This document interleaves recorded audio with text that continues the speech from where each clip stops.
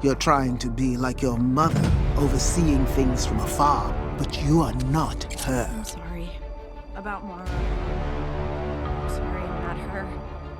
You're a bad friend. That's not what they need. My people turned our planet, all of Etheria, into a weapon.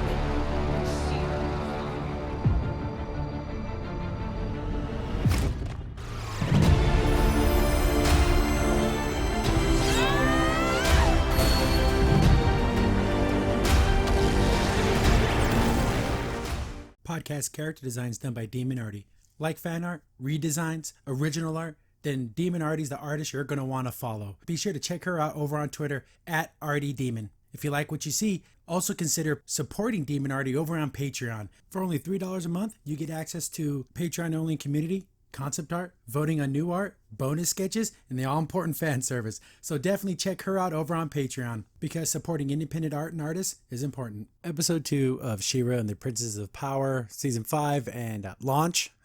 Very, very simple titles here. And this episode, it moves the plot forward because things happen. But man, the comedy is so bad. It leaves me speechless. They thought this was funny. Did anyone laugh at any of this? Comedy is very, very, very hard to do. Tragedy's easy. Just show a character die. Bambi's mom getting shot. It's easy. It's simple. Everyone feels bad. Action, it's a little bit tougher to do, but if you give us some mindless action, even if it doesn't really make sense, if it was cool looking, you got that. Comedy, it's got to be funny. It just has to be funny. Everyone acts like an idiot in this episode. Mermista, they kind of go on this weird thing about like how Adora makes all the plants, and I'm thinking, but does she? Does she really make all the plants? They kind of just run around, do whatever they want. Wasn't that I forgot what episode it was, but they said, oh, when we just run in there and just wing it, we do our best. This whole idea that Adora has to be the one making all the decisions makes no sense. But we open up, and just like I predicted from the trailer, we see that Horde Prime dropping all these pillars, these obelisk things, and the giant projection, and these are his proclamations. He's going to talk to the people of Etheria. I've come here, I've blessed your planet. A lot of, he's an egomaniac. I'm your savior, even though I'm going to save you by killing you. Very Thanos-like. It's, there's a lot of Thanos in this guy. If this would have came out before Endgame, this would be a lot fresher, but it's totally just a complete ripoff of Thanos. But he's talking to the people, and we get some, how come the background characters have more details and are more interesting looking than the main characters? It's really funny because he does the whole thing about like how I'm the coolest guy in the universe and I'm coming here to make you cool too. So you just have to bend to my will, but you have to prove yourselves to me. You have to give up She-Ra. She's like your leader. And it shows like these like Crimson Waste people. Did they even know who she is? I'm sure they've heard about her, but it's not like She-Ra's the queen of the whole planet.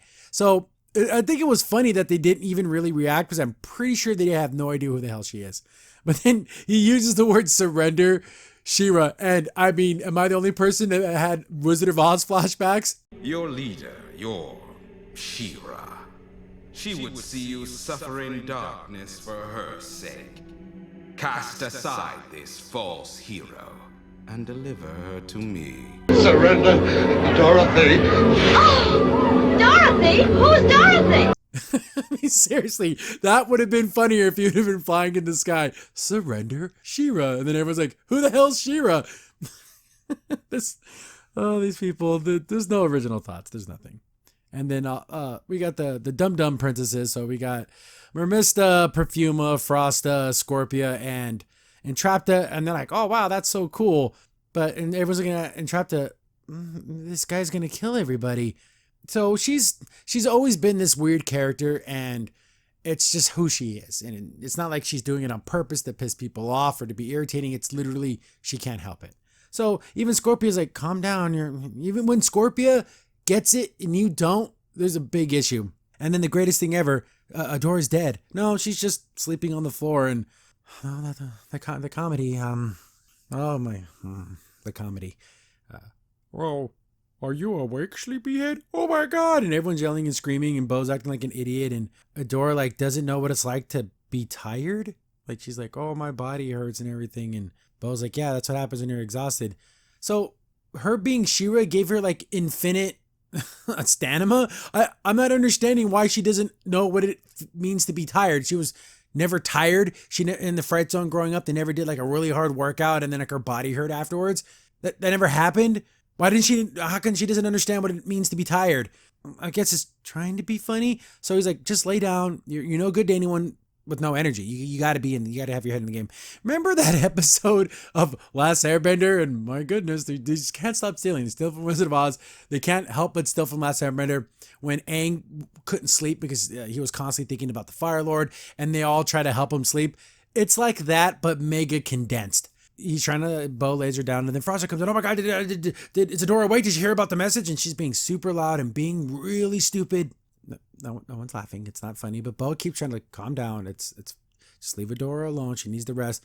And then Swiftwind cuts his horn into the tent like he did last night. Oh, did someone say Swiftwind? He's trying to stop him, and then Micah runs in, and even Micah, an adult. Oh my God, there's Adora awake? You got the ship running, and what is the deal here? Why is everyone acting this way? I can't. I had to pause it, and we're like a minute, 2 minutes into the episode, and I'm thinking, who wrote this?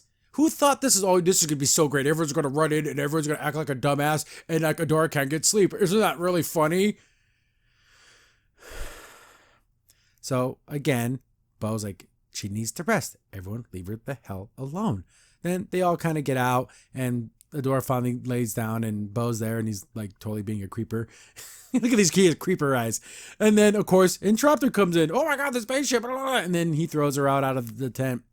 And yeah, that was just that whole scene. Just have Bo lay Adora down, tell her, hey, you can't be useful to anybody if you're tired and your body's hurting. You have to rest to regain your energy. Come on. Then they walk out, and then they go to this tent. They go to the campfire scene. Would that have been so bad not to have that comedy? Is there anyone out there in the comments? Please tell me. Oh God, that saved this episode. Oh, that was so funny. It was so wonderful. No one would have missed it. And whoever wrote those jokes, you're a horrible person. So we get to this fire scene, and they're all sitting around the campfire, and this is the whole thing about how nobody has a plan, and they're like, oh, Dora makes the plan. But does she really? Does he really make the plans? And then remember how they would always do like the little battle map thing, and they would use Bo's little figurines. And they're like, oh, we just got to use these. Froster's like, oh, we don't need that. We just got to do one thing. I'm going to use my fists, and I'm going to punch Horde Prime in the face. Ah, man, the comedy. So funny. I think Thundercat's Roar had funnier jokes. And then this. Isn't that crazy? How I'm actually admitting that? Because at least in that show, nothing's taken seriously and there's no stakes at all. There's stakes here. There's their friend is up in outer space, maybe dead. They have no clue. This big powerful bad guy is going to wipe out the whole planet, and they're acting this way. Then I actually kind of like this idea. Perfuma says, hey, why don't we just like meditate, and we can like maybe connect, because all the princesses are connected to the runestones, and maybe through like our meditation and our connection as princesses, we can like sense where she is, like a warrior in outer space. I'm thinking that's not a bad idea, like, but of course they just fluff it off. I wonder if that's going to come into play. That'd be awesome if it did. No one wants to do it, and then Entrapped is like, oh, outer space is so cool, and when you're in outer space, there's space, and when there's space, there's outer space, and we make anime faces, and we saw anime one time, and it just goes on and on and on.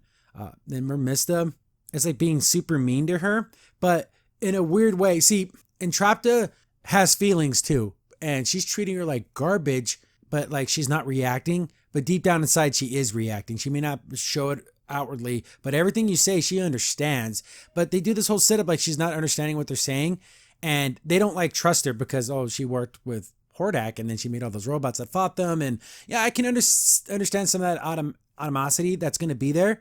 But they know that their friend is a little odd, right? They know that she's very strange. She isn't good with people. They get that, right? Especially Scorpia. And I'm surprised Scorpia didn't, defend her friend a little bit more here, because they're like, no, we're not going to bring you to outer space because you're going to mess everything up. And she's not reacting. And that just really pisses off Mermista. Then, Scorpio's like, oh, come on. She's not that bad. I know she's a very loud and bright, just like, oh, my machines, but she's really smart. And we don't know how to get to outer space. We don't know how to find the signals. We don't do anything, but she does. So we have to trust her. And, Mermista's like, fine, I can't ever just agree with anything. I always got to be like this. They agree, and then she makes the anime face. If you're gonna copy anime, do it with something cool, not the stupid faces. And Trapped is just being more weird. We get to a weird scene here, and again they steal more stuff from other things. Not really weird. It's just odd. I guess it's gonna show Catra does care about Glimmer in a weird little way because he keeps checking in on her.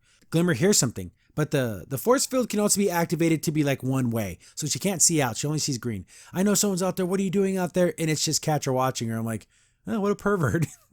Then one of the Horde clones shows up, and he's like, what the hell are you doing here? I was just checking on the prisoner. Like, you don't need to check on the prisoner. That's none of your business. And then she tries to do like her BS, like, oh, Horde Prime has more important things to do. And he like cuts her off. I absolutely love this. It doesn't matter. Prime has more important things to worry about. It's not like You unworthy wretch. It is not for you to decide what matters to Prime. You are a parasite, nothing more than the dirt beneath his...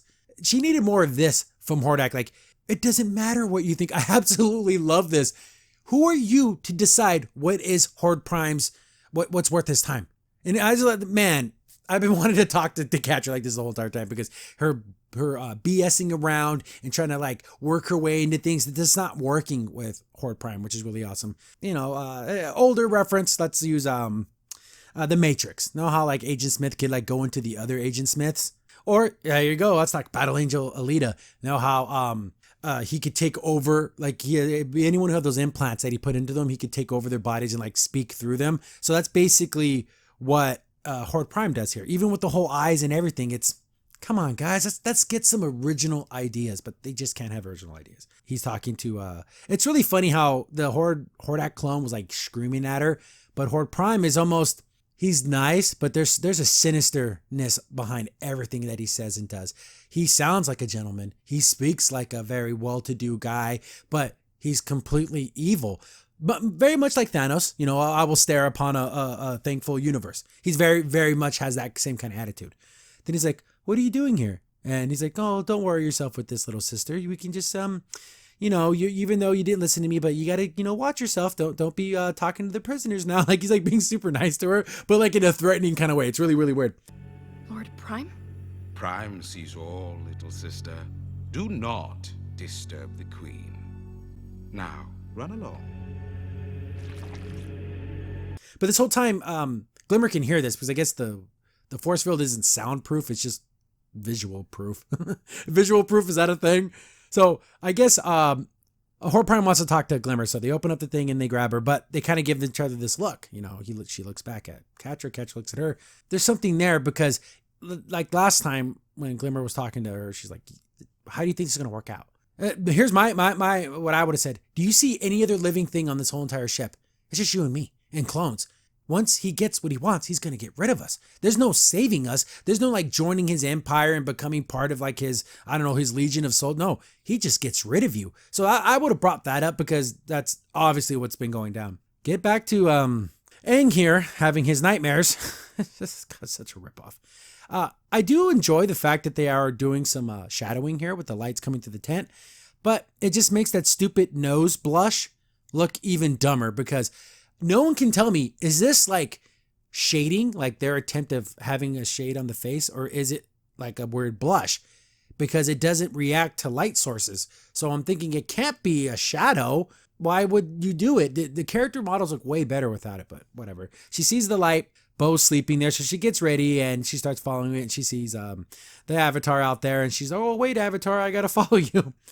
Get back to the Dum Dum crew, and Trapped is like, hey, we can find out where the mothership is, where Glimmer is, if I can get close enough to the signal and, triangulate the coordinates and stuff. So she explains it like in a very rudimentary science way. I understood it, but of course, these idiots can't. And again, some visual comedy here that just, I honestly, I had to rewind it because I'm like, okay, so why are they doing this? So Scorpia and Frosta are holding up big like palm leaves that don't even look like they belong in this forest.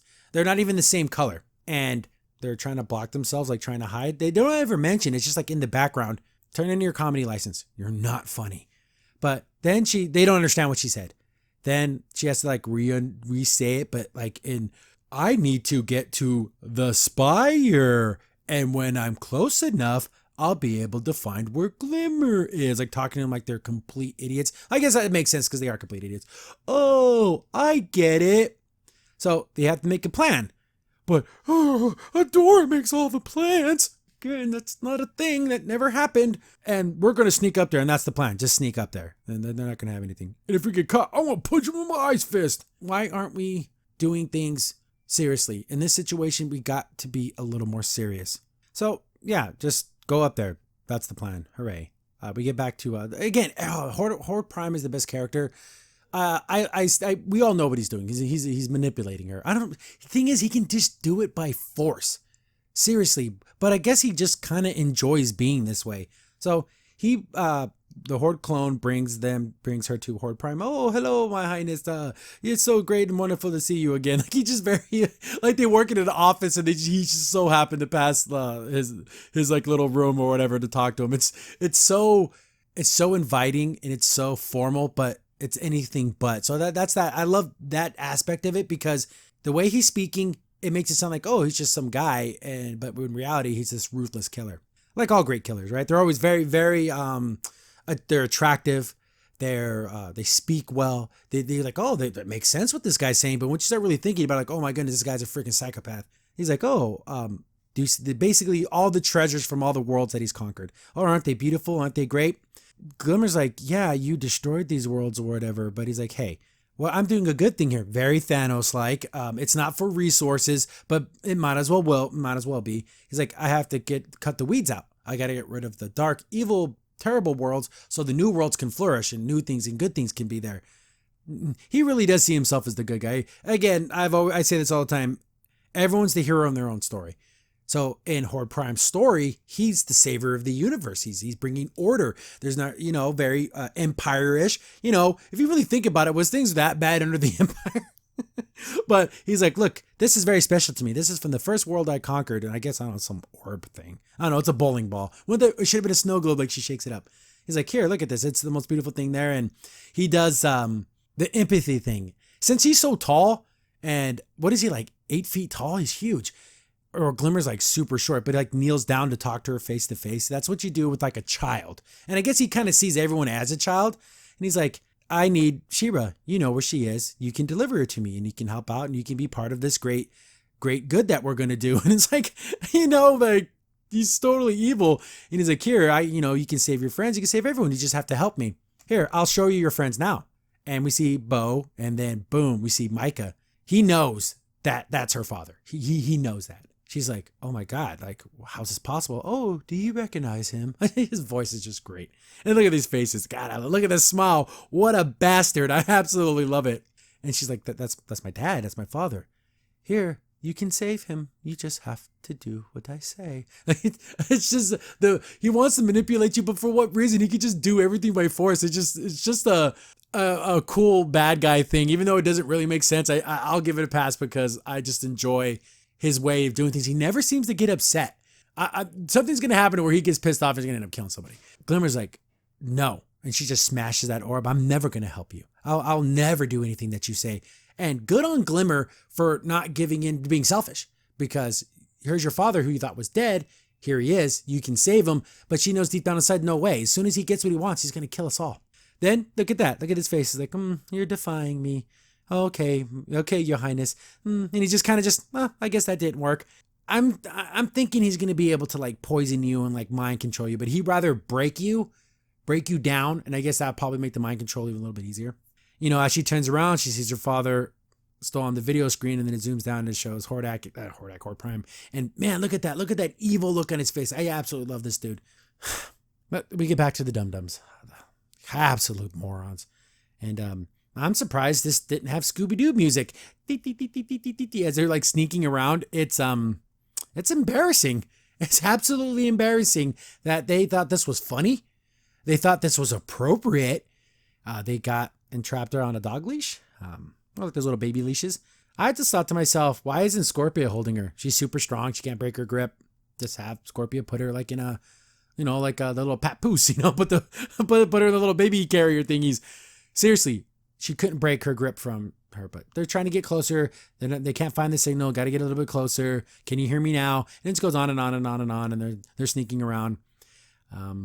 They get separated, and they gave Perfuma the job to hold on to her. So I guess this is like a grass whip. But why did she have to hold it? She just handed it off to someone else. Anyways, she tries to climb one of these like rocks to get a signal. Okay, no signal. False alarm. They fall down, and there's like a bunch of these. It's like the sneaky mission in every stupid video game, where the vision of robots is only in a cone and it only goes so far. Wouldn't he have known they were there the very instant they showed up? Couldn't he just do a heat scan, because robots don't really give off any heat? Body heat, boom, they find them, they're dead. Unless he's letting them do these things, unless Horde Prime just doesn't care and he's just being reckless because he's so powerful it doesn't matter what they do. Again, his downfall will be his hubris, without a doubt. They get away from it now, but they're separated between two rocks. The comedy, it's really bad. So they can't. It's hard to talk about because it's such a stupid setup. So yeah, like I said, they're separated. They're on two different hiding behind two different rocks. And then like Mermitz is like, just run over here. But she's like doing all these hand signals and everything. The animation isn't bad, like in her hand movements and everything, but it's just inappropriate. It's not. This isn't a time for this. What do we do? I should run. Don't run. Do run. And then she keeps doing more and more hand signals, and she's trying to whisper to her, like, run over here. And then she's like, don't run. You need me to run? Not run. What do? I don't know what we're doing. And then she's like, look behind you. You freaking entraptor got loose. She just runs out there. And then Scorpia's like, because one of the things is going to get her. So she knocks over one of the rocks to like distract this thing. Good, smart move on Scorpia, because now she has like lightning shooting powers. Then we get that scene that everyone saw on Twitter, and it's, I'll just let it play. Oh, hello. You're very technologically advanced. Was that a sex thing? She got turned on by this. Remember, this is a show for little girls. Okay, you have this character getting sexually aroused by being scanned by a robot, because look at them eyes. Yeah, that's a, oh, I wish I had you alone kind of eyes. Like, my goodness. But it's going to just kill her. And then Frosted freezes it, but like a completely. Okay. Then it's Christmas at the Spire, so it all lights up and everything. So they've been found out. We get back to the subplot that makes no sense, where Mermitz is like, I can't make plans. Only Adora makes plans, and my plans are crummy. I'm a crummy Mermista. Then she turns and starts blaming Entrapta for everything. And yeah, she did kind of screw up, but you just admitted you suck at making plans too. So it's kind of everyone's fault. It was a team effort. This took the whole team to lose. And then she starts screaming at her, oh, you don't get it. It's very mean-spirited. And yeah, she did make those robots in the past. They did fight them and everything. And, Perfumer brings that up. And then Frost is talking crap about her too. And then there's Scorpia is like feeling bad because the Entrapta is really her friend. Like deep down inside, they're really good friends. But then we get a sad moment. I like it. I like Entrapta, even though I do say she gets irritating. I do like her as a person because I've known people like this in my real life. And you got to care about them a little bit more than regular people, because they just they're just, it's hard for them to make connections. So you have to try harder to keep those friendships alive. And sometimes it's very exhausting, but their lives are as important as everyone else's. So, if you have someone like this in your life, you have to be more patient with them. Then she kind of breaks down and she's like, I'm not good at people, but I am good at tech. I thought maybe if I could use tech to help you, you'd like me. But I messed that up too. See, it's hard because Entrapta, can't believe that someone would want to be her friend just because of her. Oh, if I'm doing things for you, then you'll be my friend. So that's sad because you should be enough for anybody. You being you should be good enough to be someone's friend and worthy of someone's love. But Entrapta can't feel that way because she knows she's not like everyone else. So if I can be useful, if I can build machines, or if I can find the signal, then I can have friends, because then I'm worth something. But Entrapped is worth something just if she could do none of those things. Just her heart and the way that she does care about things, that's important enough to love.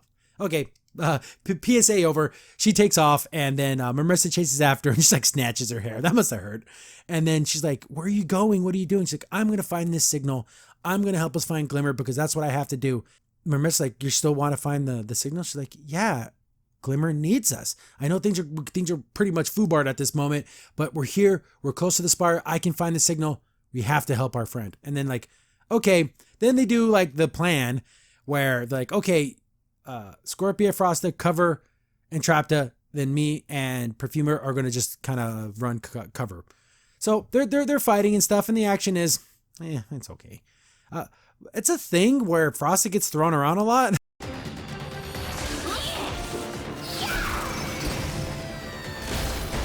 Is that like a thing now? You know how like Colossus would throw Wolverine the fastball special? They keep doing it. First Adora did it with their staff in the first episode, and now Scorpia's doing it in this episode.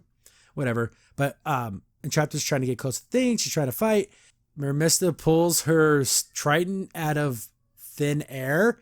Can she just make it like, is it like small like a stick, and then when she grabs it, like it retracts and gets big or something? They don't show that. She just has it in her hand. So they're fighting. That's pretty lame fighting because they're fighting like one robot at a time. This is classic video game rules. You can only fight one enemy at a time, and they all just kind of wait around for the next person to fight. Yeah, Perfumer wraps one of them up and blocks. She does entangle and blocks a wall so none of them, a bunch more can't get out. Too bad there's no water here. Wait a minute, I smell piss and poop. There's the sewage pipes. Why would they need these? Did these clones, do they have to go to the bathroom or eat? I don't know. But there's like these sewage pipes, and then she can use that. So she's hitting people with water, but it's literally like sewage, like crap water. And they even make mention of it. It's like, oh, it freaking stinks. So it's like stinky sewage piss water. But that's funny, guys. Piss. Entrapta found the signal, but she's like, hey, I got good news and bad news. Good news, I know exactly where Glimmer is. I triangulated where the mothership, but couldn't the mothership just move? I don't know. Maybe he's just an idiot and he's letting these things happen. But she's like, bad news is a whole bunch of reinforcements are coming in. He's mastered light travel. Wouldn't the reinforcements like be there instantly? What? I don't know. Am I crazy into thinking that Horde Prime has to be holding back and he doesn't want to kill these people? Get back to Aang chasing after the Avatar, and they get to like this spiritual area, you know, and she's speaking to the Avatar, and it doesn't talk back to her, and she's like, who are you, She-Ra? Who's that Pokemon? Of course it's She-Ra, you freaking idiot. Just look how she's dressed. But then like Adora just like talks, doesn't say, the She-Ra doesn't say anything, and Adora just keeps talking. I broke the sword, and then we get these lines. This is Noelle Stevenson, 100%. I'm not sorry I did it. No one said it was a bad thing you did that. You had to do it because it had to stop the weapon. But it's like, my choice, and I would do it again. Yeah, I know. That wasn't in contention here. That is such an SAW thing. I made you may think it was a bad decision, but I wanted to do it, and I'll do it again. But no one's blaming her for that. The only one blaming her is herself. But then she's like, I liked being She-Ra because she was like powerful and I'm not, and it's just weird. This whole conversation, I never felt that she felt this way about She-Ra. Like, I know she liked all the accolades and everything. Remember those butterfly people were like throwing her a party and stuff, but these feelings just seem to come from nowhere. But then like she's like, you know, but I gotta believe in myself and all that kind of stuff, and then she thanks the She-Ra, but it didn't do it, didn't say anything. And all my work here is done. You didn't do anything. She wakes up and she's back in bed and back in her little underwears. So did she actually go somewhere? Because it showed her get out of bed and walk past Bo, who was sleeping. So did that even happen? Or was this all in her mind? Because she's back in bed and she doesn't have her clothes on anymore. So I don't know. It's a weird thing. I don't know. Can someone tell me, did she actually physically leave, or was this all in her mind? Bo shows up and is like, oh, wow, you're awake. That's great. And then Adora's like, oh, wow, you're right. I needed some sleep. And she's like, okay, we got a message from Mermista, and everyone's screaming. Oh, there's reinforcements. We got to get the ship out of here. We got to go. And then like Entrapta is like, yeah, we found Glimmer, and everyone's just screaming. And then, you know, why are we all yelling? Everyone's just screaming. They have to get to the ship because if they don't take off now, they're not going to be able to take off ever. Yeah, that makes sense in a normal, like in a normal setting. Horde Prime is so powerful. There is no way he doesn't have radar scanning thingies on all of his ships. As soon as he pinpoint this thing, shoot a missile at it, blow it up. Unless, see, this is where you would have done something where there would have been a cloaking device, or Shadow Weaver and, you know, they did some, Micah worked together to make some type of magic crystal that would mask their energy signal or something. No, they're going to be able to get up there and then just not die. So they have to make it quick, and these goodbyes have to be really fast. And they get hugging and talking and stupidness and, oh, Entrapta did a really good job, and she did really nice. So she feels good that she did something right. So she had little tears. Hooray. Swiftwind is like saying goodbye. You know how I feel about this idiot. That's stupid. He's just saying, I'm staying and you're going. Okay, skip it. He does, oh, my flowing hair. Oh, God. There's a super funny line where he's like, I hope you're not disappointed in me. And then she grabs his face. Oh, Swiftwind, I couldn't think any less of you. It's just unbelievable. But, oh no, we have to hurry up. And then Micah's like, hey, I got a plan. And so, because, you know, Micah wanted to go because he wanted to save his daughter. Then we see She-Ra, and we're thinking, okay, he turned into She-Ra. He used an illusion spell. It wasn't full for a millisecond. But he still has power? Like Swiftwind still has his, like, power stomp, but I thought he can only do that with She-Ra. I don't know. They don't care about anything. Only 4 robots showed up. May does her ice wall, and then, oh, they got surrounded from the other side. You didn't look behind you, but we see that it's not She-Ra, it's just Micah. So Micah has his beard and his big old long blonde hair, so he looks like freaking Thor. They start fighting, and they do the cheap thing again where, look at this. This looks pretty good. Like for, you know, still shots. Look at this. Scorpion got boobs. It's awesome. But look at the video.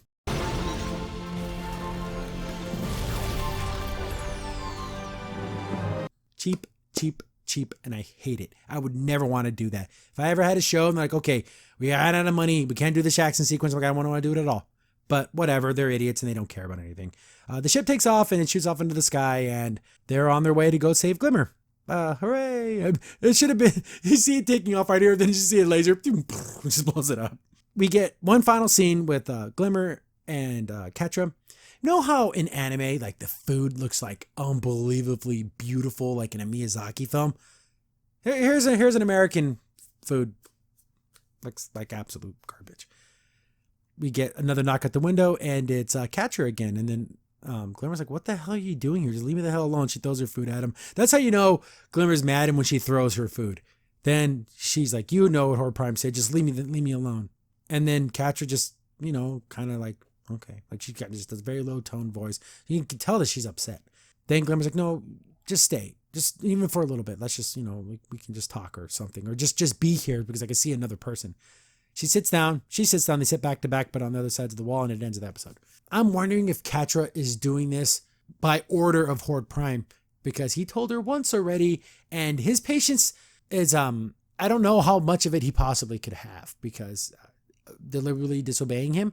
So I don't know if she's going to try to get some information out of her, relay that to Horde Prime, or she's just there and at risk of her own life just to hang out with another person. So I don't know.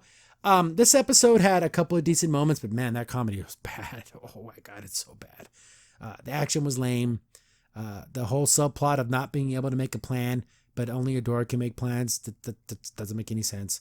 The Avatar ripping off, the Wizard of Oz ripping off. Yeah. What is it? 13 episodes, so the 2. Okay, we got 11 more. People say it gets better later on, like after like episode 5 or something. But they said that to me before. Oh, it gets way better than the last 5-6 episodes, and it never did. So I don't believe anybody. So whatever. But yeah, see you down the next one. Wow, this is amazing! And bad, very bad. Crimson Saint here. Thanks for watching the video. If you're enjoying the content, be sure to sub, like, share, and hit the bell for notifications so you don't miss a single upload. If you have any tips or story ideas, hit us up on Twitter at C15Podcast, or better yet, join our Discord server, link in the description below.